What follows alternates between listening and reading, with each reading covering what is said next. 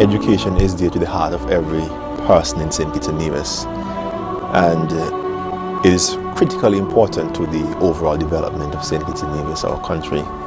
It's training our young minds, giving them the knowledge, the skills, and very importantly, the attitude that would be instrumental in building our society. And so education really covers the spectrum from early childhood to tertiary.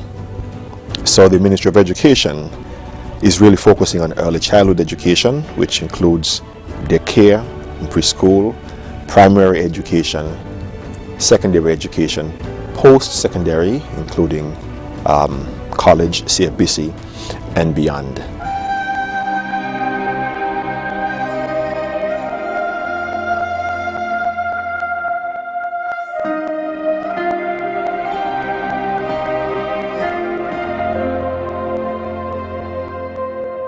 To address specifically the matter of early childhood education, we believe that we have made significant strides over the past several years, past 20 years as a nation, when we first established the Early Childhood Education Unit. And today we have about 70 to 75% enrollment of all young people between the ages of 3 and 5 in our early childhood system. It is something we are proud of, but it is something we need to work to improve on, because we need to have as many people as possible captured and covered in our early childhood program, because the formalization of instruction, the formalization of teaching children what they ought to know, the basics, is critically important. And so we want to grow this sector in that particular way. Where we see need for improvement certainly is to expand our Reaching the Unreached program. We have an RTU program, Reaching the Unreached program, which is designed to cover those persons who are not enrolled in an institution but still needing the services of the early childhood development unit. So we need to expand in that area. We would want greater mobility to reach into those areas where some of our young children to date have not been reached, or being reached as often and as effectively as possible. We also need to improve the infrastructure in early childhood with respect to the physical infrastructure. We are building a daycare center down in St. Paul's. That should have started some time ago, will start soon, but that is going to increase the quality of education for the people in St. Paul's and the surrounding areas, and it will relieve the stress and strain on other areas, Deep Bay and Newton Ground, and so will help to beef up the quality of education which we're able to deliver to people at the early education level. You mentioned that the Ministry of Education is making significant strides in early childhood education, so I want to address the launching of the UNESCO Early Intervention Center, and that is for children with learning disabilities, correct? So tell me more about that. Just recently we opened an autism center at the industrial site daycare center, and what this is about really is catering to those persons with a special kind of need. The research has shown that 1 in every 150 persons are born with some learning disabilities. They're slow to process information, slow to speak, they lack proper coordination, and things like that. And what we believe is that every person, irrespective of their own abilities, has to have a program that caters to their own needs, their own developmental needs. And the Autism Center is designed to do exactly that. It is designed to take those students who to date have been neglected, not because we didn't care, but because we didn't have the proper facilities. And we now have the persons who have the requisite training to oversee that center and to ensure that children who are affected by autism can be properly treated and hopefully are able to live very normal lives and develop into men and women who can make a significant contribution to our society. What are the prospects of having math specialists in primary school? Very important question. the issue of mathematics. It's an issue which was highlighted by CXC, the Caribbean Examination Council, at the conclusion of the recent 2012 CSEC, Caribbean Secondary Education Certificate Examinations. And what we see is a slump in the performance in mathematics at the CSEC level. And you are quite correct in thinking that there has to be some way for us to address the learning of mathematics starting at the primary level, because it is a systemic problem and we have to address it at the root, and we have to provide the foundations upon which the mathematical concepts are going to be built from primary school right through secondary school and beyond. We made a decision just recently to have math specialists in all of our primary schools. This would involve identifying teachers who have the requisite training, who have the requisite exposure, who have proven to be good, excellent teachers, in fact, in the subject area of mathematics. This, we feel, would go a long way in ensuring that there is uniform quality of teaching in mathematics. The teacher will teach from grade 3 to grade 6, and the regular class teachers would help to supervise and to ensure that students are on task. But that, we believe, is critically important. And one of the other advantages of having that kind of arrangement, of having math specialists in the primary schools, is that it provides a greater facility for professional development of our math teachers.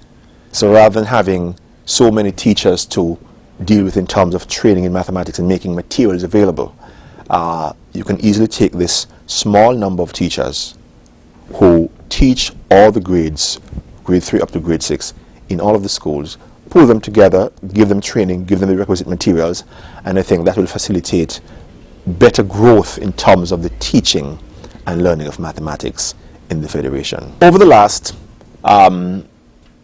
few years since I've been here as Minister of Education, and certainly when we look further back, the performance in mathematics has always been one that raised the alarm and, generated concerns. This year, in the mathematics test of standards, the average performance was in the high 50s. That's better than last year. So we see some improvements there. But we have to see whether there's any consistency in the improvement, because these changes from year to year are not in and of themselves significant. You have to look at the larger trend and see what is happening. But what is even more important, or just as important, is that we have observed a decline in the performance in English language as well. I've seen it in this year's test of standards, where English happens to be the subject on which students are performing poorest. And at the level of CXC, CSEC examinations, we have seen a slump from an 83% pass rate thereabout to about 50-something% pass rate in English. This is not good, and it means that just as we are having issues with mathematics, we are going to also have to recognize that we have an issue with English language. It's a language we speak, and there's no reason for us not to be able to excel in it.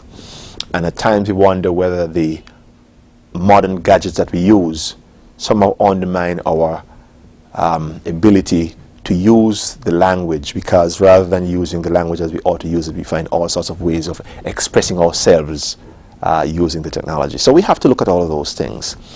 And I believe that with the mechanisms we are trying to put in place, the specialist teachers for mathematics is something we can also look at in the future for English language. But I believe that we have to really begin to target these issues, head on, frontally, so that we're able to overcome them. Mathematics is very important, and I'm sure that the entire public understands that. It gives you the basis for so many things in life, from engineering to, accounting and what have you. And we really want our students to do better in mathematics and to realize that they can build careers that depend upon their mastery of mathematics. What about differentiated instruction? Education catered to different needs. I would like you to also talk about single-sex education. Very good. I think they go very well together. Differentiated instruction is really trying to teach to every student in your class. In every class, there are students along a continuum. Some who are slow in mathematics but maybe fast or bright in English, and some who are the other way around. There are some students who are going to be slow in every subject area. There's some who are fast in every subject area. And the teacher has to be able to teach to every student in the class. And that is what we call differentiated instruction. It is really developing instructional materials for students of varied abilities and interests in a single classroom. We have decided that this is an area of focus for the Ministry of Education going forward. We have brought on board persons who have a specialization in differentiated instruction, and we are going to have that person spearhead our training program in respect of differentiated instruction for our teachers right across the board. More and more we believe that the segregation of our students into classes per their ability may not be the best thing. We take the Sadler Secondary School, for example. The Sadler Secondary School is operating on a model whereby we're doing what we call heterogeneous grouping, mixed ability grouping, because we believe that if we are going to help students who very often are neglected by teachers and neglected by others because they're in the lowest class, they're in the 1B5 and the 1A6, if we are going to help students who are normally placed in those classes to benefit from being in a class where the teacher himself or herself is enthused about teaching, where there are students who can help to motivate those students, brighter students, more motivated students who can help to transfer their own level of motivation and excitement about learning to those students, we believe that it is important for us to look again at heterogeneous grouping, mixed ability grouping. And in that setting, it is requisite of teachers to be able to teach to a more varied and diverse group of students in respect of learning ability and their interest. And so that is critically important for us. Okay. The single-sex education is somewhat of an experiment that we are conducting, whereby at 3 of our schools, the St. Paul's Primary School, the Keon Primary School, and the Beach Island Primary School, we have said, look, let us put boys in one class by themselves and girls in another class. We've had extensive discussions with a number of persons about what it was like when we used to have boys' school and girls' school. I remember one doctor, young doctor, saying to me that he recalled when he was attending boys' school that boys were not afraid to become involved in a number of activities that boys shy away from. He told me that he recalled acting in a play the role of a lady, acting out the role of a lady. That is not something that boys would do today. And we believe that if you put boys by themselves, they can have a lot more courage to do the things that they ordinarily would not do. A boy has a difficulty, if he is not able to read, to stand up in front of a classroom and attempt to read because he has difficulties and he feels that the girls are going to laugh at him. And so we believe that if you were to put boys in a group by themselves, girls in a group by themselves, there are some advantages which can be gained. In fact, we have seen in this year's test of standards a significant improvement in the performance of boys who have been involved in the single-sex education program. We are going to have a second year of that single-sex experiment whereby those students who have now been at grade 3 in the single-sex education are going to go to grade 4 and continue thereon, but we are going to start a second year so that this year again at those same 3 schools we are going to have another batch of students starting at grade 3 who are going to be involved in the same exercise. We are going to have boys in one group, girls in another group, and at the end of the 2-year period we are going to be able to make some determination about whether we need to make this whole single-sex initiative more widespread across the entire length and breadth of the country to derive whatever benefits single-sex education has to offer. The Cotton Farmers Comprehensive School, formerly called this Special Education Unit, is really the principal institution in the country in St. Kitts that caters to students with special needs. We do have an ongoing program of testing of students whom we believe are in the primary school but who should, regular primary school, the mainstream primary school, but who really ought to be in the Cotton Thomas Comprehensive School, which is a school that delivers specialized education that caters to the needs of children who have particular challenges. And the testing program, and I want to say to parents now that very often when teachers attempt to refer students, some of your children, to the Cotton Thomas Comprehensive School, there's a resistance. But we believe that it's important for parents to understand that their children will be better off if they have been diagnosed with certain learning difficulties, if they were to go into the Cotton Thomas Comprehensive School, get whatever corrective training and education they need to get, and then to come back in the mainstream school if that is possible. We've seen many examples of that. I know a young man from my part of the country who went to a primary school somewhere in Bastia. He was diagnosed as having some learning difficulties, went into the Cotton Thomas Comprehensive School, then the special education unit, and then went to the Kewan High School. You know, and I was so proud to look at a young man who had been transformed from having gone through a program which was able to correct some of his learning disabilities. I was listening to a young man who himself is a former student of the Cotton Thomas Comprehensive School. And he was having an argument with a young man who was saying, "Boy, you went to special school." And he said, "I am proud of having gone to special school. The special education unit gave me the kind of instruction." He didn't say it in those terms, but he was saying, "Boy, I learned so much at the special education unit." He was proud of what he was able to learn because he remembered the difficulties he had when he was in the mainstream program. And then to have gone to the Cotton Thomas Comprehensive School where he learned to read. He told the guy, I know how to read. I can write my name. I can write a letter. I can do so many things because I went to the Cotton Thomas Comprehensive School." And the program at the Cotton Thomas Comprehensive School is becoming better and better. We are now moving on to a phase where we are saying that teachers need to do individualized education plans for the student. Every student at the Cotton Thomas Comprehensive School must have a special program designed for him or her because they come with their own set of abilities and disabilities and interests. And so students are going to be having their own programs, and teachers are responsible for putting those individual education programs for each student together. So we are making significant progress, and with the Autism Center, which again gives us the ability to ensure that young students are able to have certain corrective instructions, that will facilitate what we do at the Cotton Thomas Comprehensive School in terms of the continuity of the education of those students who would have been treated at the Autism Center. Secondary education in St. Kitts and Nevis over the last 40 years has been at the center of the discussion about education.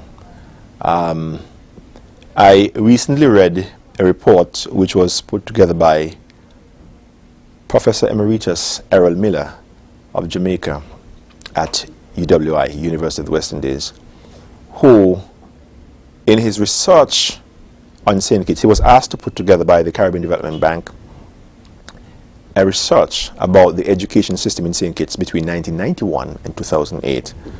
But in trying to get the historical perspective, he looked at the development of secondary education over the past 40 years, and he looked back to 1968 when we introduced comprehensive secondary education and when the compulsory age for schooling was raised to the age of 16 so that people stay in school longer, get more education rather than having to go into the world of work at such an early age. And he was amazed at the advancement of education in St. Kitts at that time. St. Kitts and Nevis in 1968 was the first in the English-speaking Caribbean, if not in the entire Caribbean region, to have had comprehensive secondary education, and began to build rural schools for secondary education in Sandy Point and other places in the country. And that's something of which we are proud. Secondary education continues to be an area of focus for the government of St. Kitts and Nevis because for many persons it is the final phase of education for them in a formal sense. and it provides the basis for them to move into post-secondary, tertiary level education. This year, if we were to look at the CXC CSEC examinations and then the CAPE, starting with the CXC CSEC examinations, we have seen a relatively similar performance in 2012 in the CSEC exams as we have seen over the last 3 to 4 years. The performance at that level has been relatively constant. We have seen some improvements. We've seen improvements in Caribbean history, geography, a number of other areas, and so forth. We've also seen, despite what the report has been at the level of CXC with respect to mathematics, we have held steady in the performance of mathematics over the last 3 years. Although we are not exactly proud of where we are, in 2012, we had a 47% pass rate in mathematics. 2011, we had a 47% in mathematics pass rate, and the year before, 2010, 46%.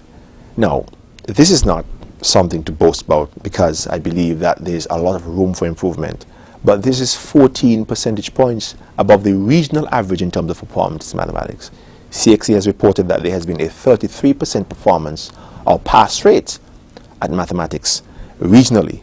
We are at 47. We are 14% above that. But we believe that we have a lot of work to do to improve our teaching and learning of mathematics so that we can have many more people pass the subject because it is critically important.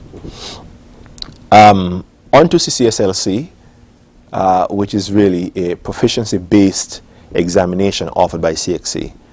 We continue to develop our programs at a number of high schools and at AVEC, the Advanced Vocational Education Center, to get our students involved in a kind of learning that caters to the development of certain proficiencies. The good thing about the CCSLC is that it has regional currency, so that persons who would have attained certain skills in a particular subject area, say in home economics or in woodwork or in technical drawing, can take his or her certification and move throughout the region. And this is particularly important in the context of the emerging CSME, the economic integration of the countries within the region and certainly within the sub-region. So those are critically important programs for us, and we continue to believe that we have to strengthen those programs as we go forward. Secondary education, what are the future plans? That's a very important question. We believe that we must continue to improve the quality of education. Over the years, we have concentrated a lot on the building of infrastructure. I recall that when the government back in 2000 was attempting to build the Sadler Secondary School, we had a difficulty in getting the approval from the World Bank to access the funding because they said to us, you have enough schools already. You're a small country with a small population. I look at one school and you have 800 students there. In the US and other places, you have one school with 3,000 people. You're a small country, people can move around. They looked at our student-teacher ratio, and we had student-teacher ratios around 20 to 1 or 15 to 1. And they said in other countries, the standard is really 25 to 1 or 30 to 1, 30 students to 1 teacher. So we don't really support your plan to build a new secondary school in Sadlers. Nonetheless, we prevailed upon them and we were able to get that new school. The point I'm trying to make is that we have achieved a lot in secondary education in St. Kitts and Nevis. In fact, in all of education. What we now need to do is to begin to focus on quality. We must ensure that we have classrooms that have quality instructional materials and facilities, and schools that have the kind of environment that caters to improved learning among our young people. So we have to make better use of the technology which is now being made available to us. Every student in secondary school has been given a laptop computer. What we need to do is to ensure that teachers make use of that tool as a tool for teaching and that students make use of that for learning, enhance their research skills, to really access the World Wide Web, which is just a database of information on everything that there is to learn about. So we have to ensure that there is a better integration of technology in the delivery of courses in mathematics, in history, in geography, in every area of study in our secondary schools. Secondly, we need to ensure that teachers, by and large, are better qualified before they go into the classroom.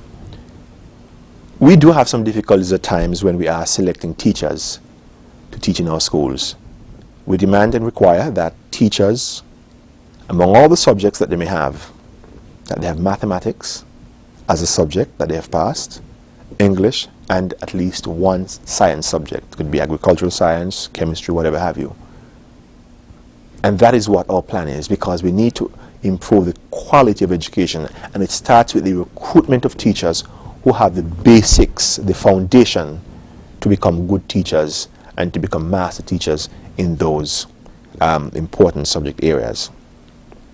And then we need to move to what we call pre-service training, full pre-service training. What happens in St. Kitts at this time is that we recruit teachers who come straight out of school. They come from CFBC most of the times, and we put them into secondary schools and primary schools. No doctor can go on a job without having been trained as a doctor. I know the areas, they're slightly different in terms of, the skill sets that are required and so on, but we believe as well that teachers should really be trained before they go into the classroom. We do try to have an induction program which give prospective teachers a kind of rudimentary understanding of education, but that is not enough. We need to move to full pre-service training, and we also need to establish a program at the Clarence Fitzroy Bryan College, the CFBC, that delivers a full degree program in teacher training, so that our teachers not just receive a diploma or certificate in education, but they receive a degree in primary education or secondary education, in particular, since we're talking about that. So the plans really are to ensure that we have good and proper infrastructure in our schools, that we have teachers who are well trained, that we recruit the kinds of teachers that we believe are persons into teaching whom we believe are able to become teachers who are adequate teachers.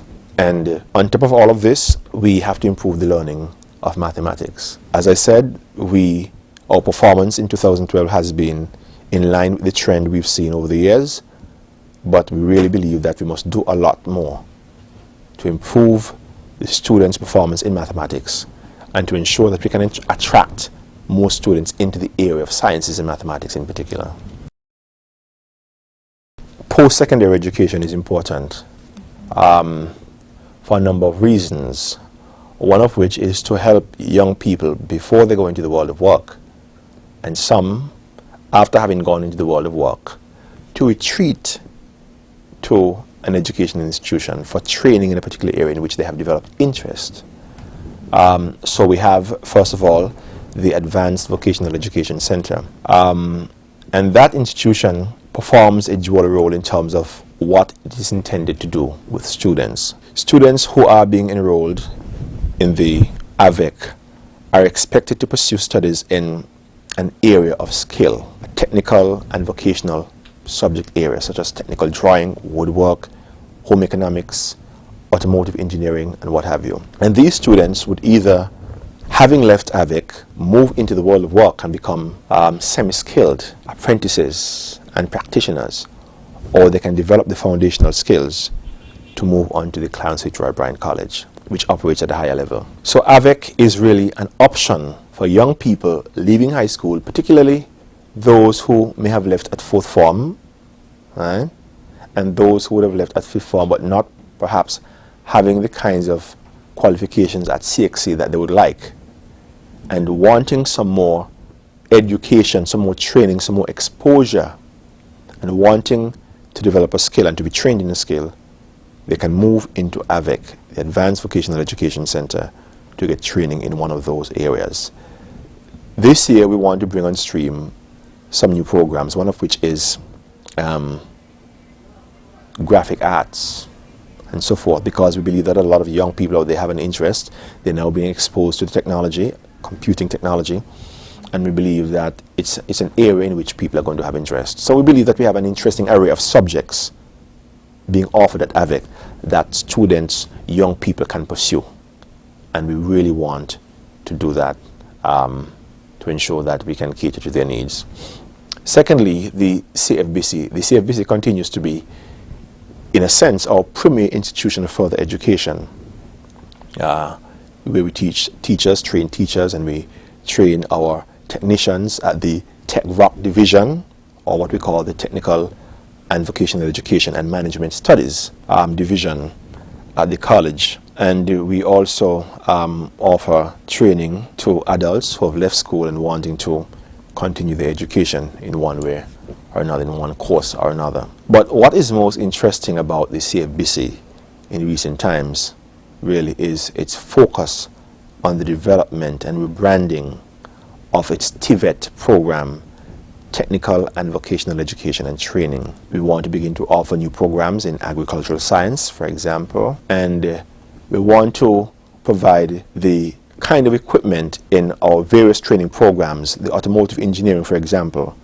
that enables a student, having graduated from the Tech-Voc division of the college, to be able to service some of the most modern cars on the road. The comments that we get in recent times is that students leaving the college in the technical program, automotive engineering program, are often not able to service the modern vehicles.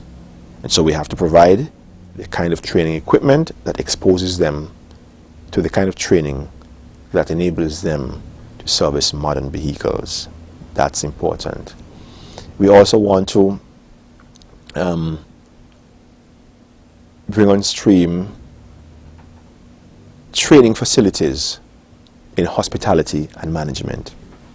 Tourism and hospitality is the perhaps dominant sector of the local economy, and we would do well to ensure that we not only have students trained in this particular area, but we offer them a real-world experience, a real-life experience in terms of the training.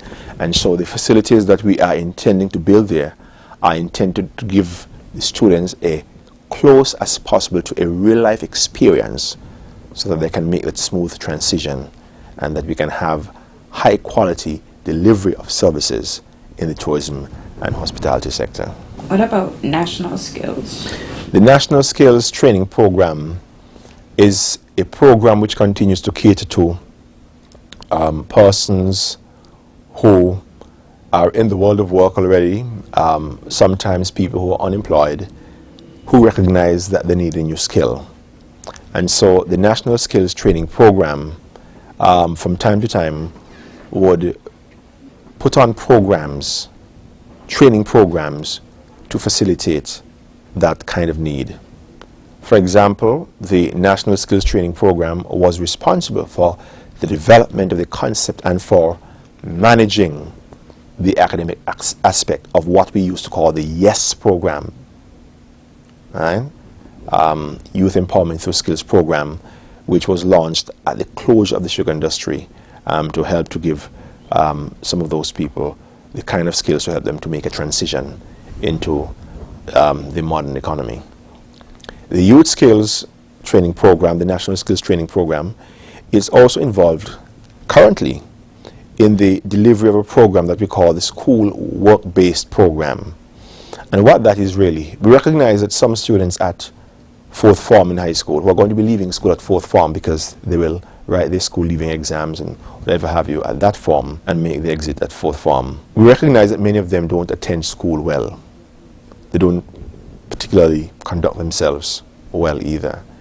And we have developed a program whereby 3 days of the week students will go into technical training, will be assigned to some place of work, some employer, and 2 days of the week they're in school learning the fundamentals of mathematics and English and writing and reading and so forth. The National Skills Training Program is the coordinating agency for that particular program.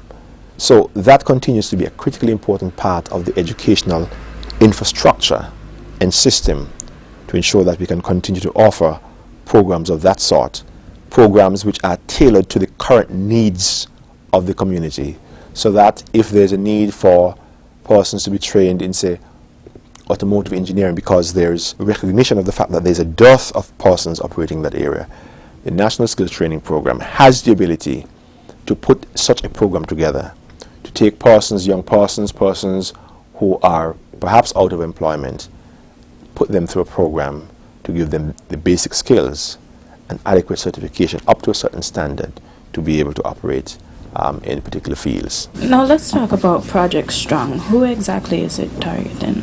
Yeah, Project Strong. Project Strong is a project which started several years ago since this government came to office. It was recognized that we have a group of vulnerable young men and women, very often persons of low self-esteem, with very few skills, whom we know are not going to be quick in getting employment for themselves to be able to support their families in the future. So the Project Strong caters to that. And Project Strong is really somewhat of an informal training, or it teaches students in the area of some of those traditional skill areas. For example, we try to get students trained in the area of beekeeping, fish pot making, fishing, those kinds of skills, in basketry, making baskets. That's the kind of skills that we try to impart to those persons, because those skills are skills which they can easily develop if they were to go through the course of training, and at the same time it offers a kind of training which is so important in getting people to fill those niche areas in the economy: the fishing, the fish pot making, the basketry, and so forth. It really gives the trainees an opportunity to become involved in cottage industry, doing their own little thing at home, becoming self-employed, doing little businesses, and so on. Over the last several years, the government has been able to forge relationships and partnerships with, in some cases, friendly countries like Taiwan, or institutions in the US or in India, as a means of providing access to tertiary level education for people. One of the challenges we have in a small country such as St. Kitts and Nevis, and I say it to people all the time, it is going to be extremely difficult for us to have a full-fledged university offering the broad spectrum of training that our people require. Yes, we can have a college that offers a first degree in education and maybe mathematics and so forth, but for us to be able to cater to the educational needs of our people right across the board, we're not going to be able as a small country to have a full-fledged university which caters to that. In other words, in much bigger countries, there's always the need for persons pursuing tertiary education to travel abroad or to go to somewhere else, because you're just not going to be able to meet the needs of all the people. And much more so in St. Kitts and Nevis as a small country. We're not going to be able to, at that level, cater to the training needs of our people. So we have forged relationships with Taiwan. And over the years, we have had many of our young people go to Taiwan, get their degrees, first degrees, master's degrees, and return. This year, we have had an increase in the number of students who are going. And we really want to congratulate those students and hope that they will do their very best as they go to their studies in Taiwan. We've had students accessing training programs in India, Texas A&M University, other places in the US. This year we began some discussions with Monroe University, which has a school in St. Lucia as well as in New York.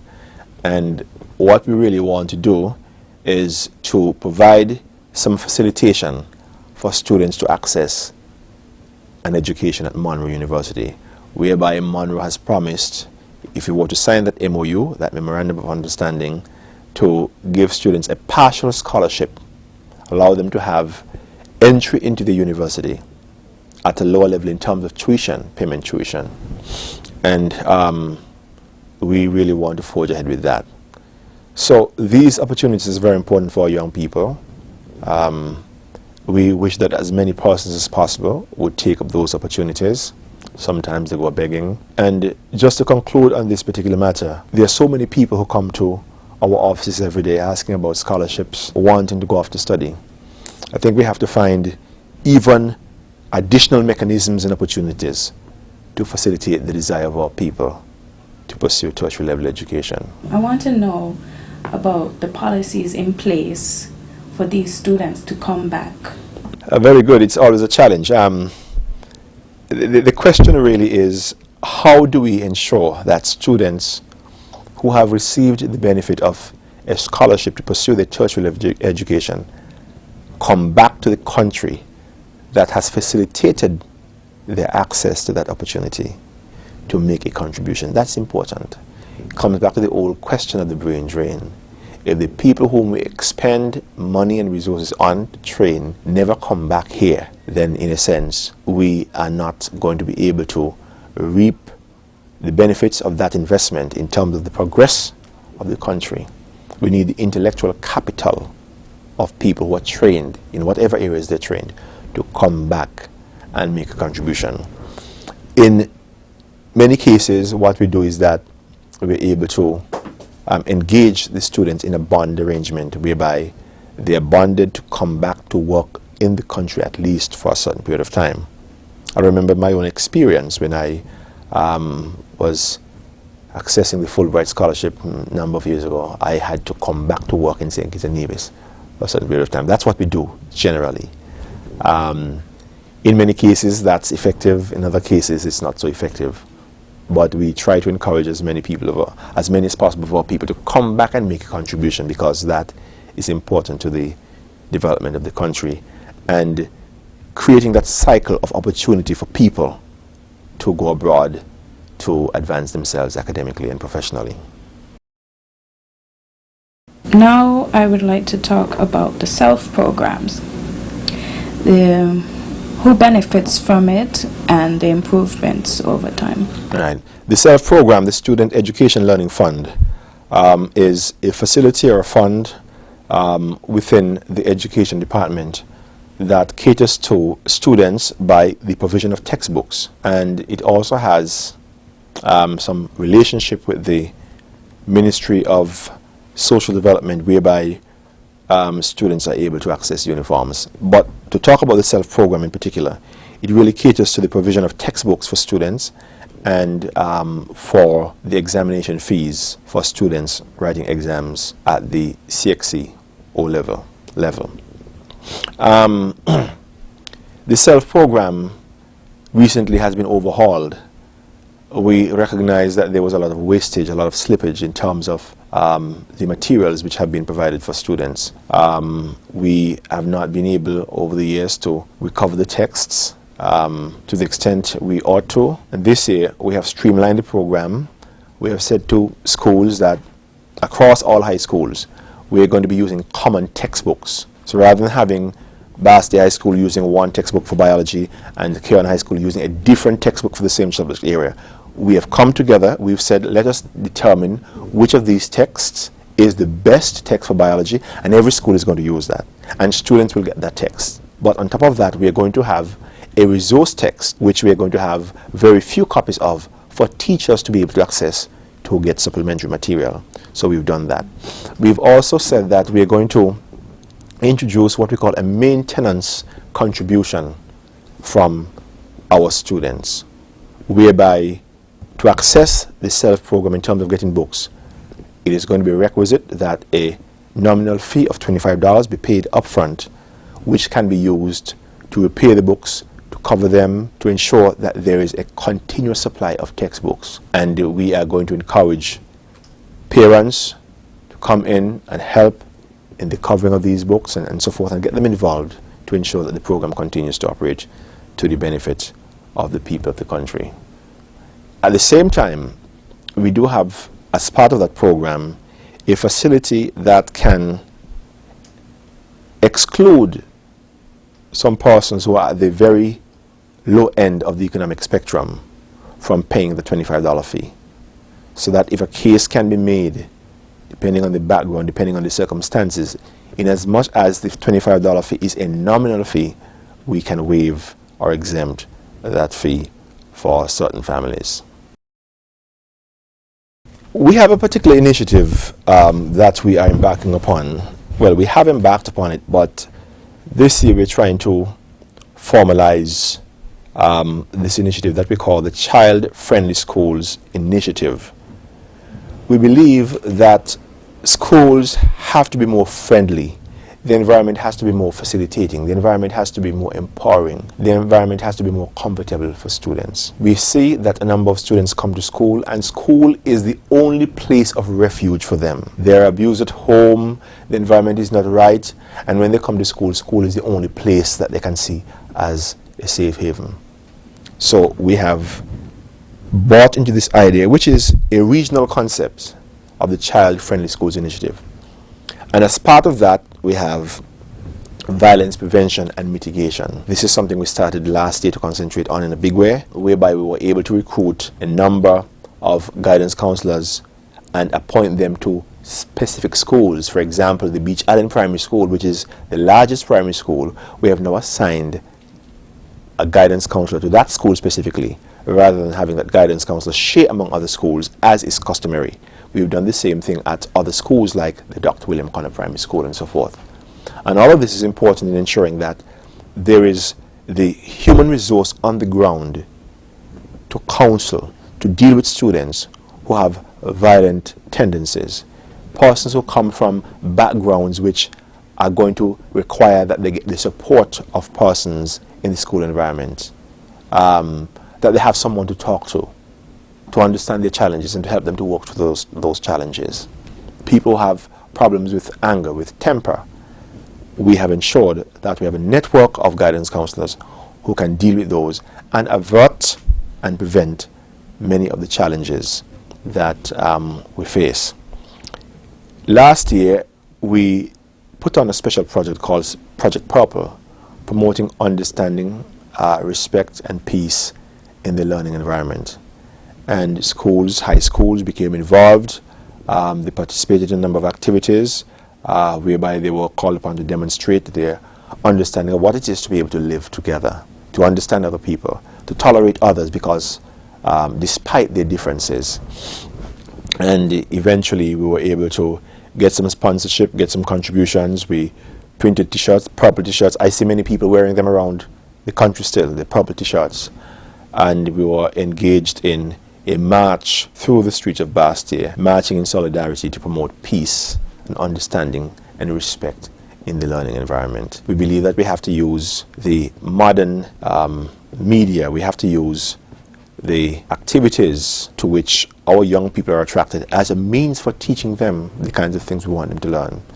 So we produce videos, adverts and so on, radio and TV, to get them to understand that we can understand how to live together using our common everyday language and using the kinds of communication strategies they normally are attracted to. Over the last 3 years, we have made significant strides in education. We have, for example, started to look very keenly at the disparity in the performance between boys and girls, and we are seeking to close that gap.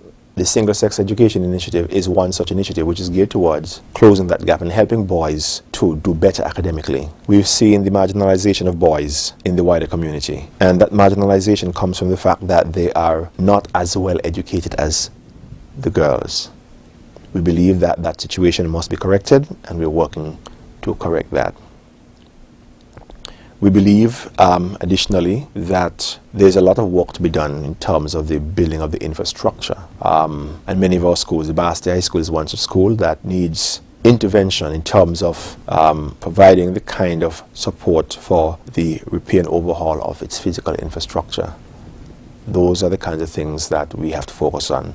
But in the larger picture, we're focusing on the improvement of quality, so that we're talking about clinical supervision for our teachers. Clinical supervision means going into the classroom, observing the teacher teach, looking at her or his mistakes and strengths, and helping that teacher to recognize how to improve his teaching or her teaching. We also are engaged in appraisal of teachers. It has not been customary on a regular basis for teachers to be appraised, but we believe it's important to give teachers feedback on their overall performance as professionals in education, and so we have started that. These are the little things that we are doing to try to improve the quality of education. At the end of the day, we believe that the teacher is critically important as part of the education of our young people. The more professional they are, the better trained they are, the better prepared they are, the better our young people will do, not just academically, but socially. Their attitude will improve, the whole outlook on life will improve. And so we are focusing heavily on improving the quality of the teaching that happens in our schools. I just want to commend and congratulate the many students from the various high schools around St. Kitts and Nevis that have done extremely well in this year's exams, the June 2012 CSEC exams. For the first time, we have had over 16 students. Last year we had 9 students who had done exceptionally well. This year we had about 16 or more students who did exceptionally well. We had one student who sat 16 subjects and passed all of them and attained distinctions in 14 of those. So I just want to commend those schools, those teachers, and in particular those students and their families for the exceptional performance, and wish them all the best as they take their careers forward and upward. God bless.